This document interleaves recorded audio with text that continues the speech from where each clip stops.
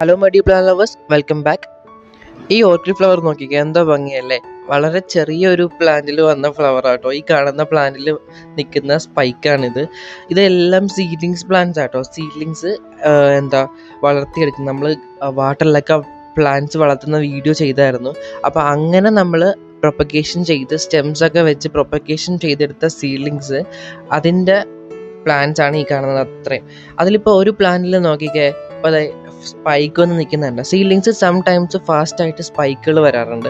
അപ്പം നമ്മൾ കൊടുക്കുന്ന കൂടുതലും ഓർഗാനിക് ആയിട്ടുള്ള ഗ്രോത്തിനുള്ള ഫെർട്ടിലൈസറാണ് കൂടുതലും കൊടുക്കുന്നത്. എങ്കിൽ പോലും ചില സമയത്ത് സ്പൈക്കുകൾ ഫാസ്റ്റായിട്ട് വരാറുണ്ട്. പണ്ട് വളരെ ചെറിയ സ്പൈക്കായിരിക്കും, പിന്നെ പ്ലാന്റ്സ് മെച്ചോർഡ് ആകുന്നതനുസരിച്ച് സ്പൈക്കിന് വലിപ്പം കൂടിക്കൂടി വരികയാണ് ചെയ്യുന്നത്.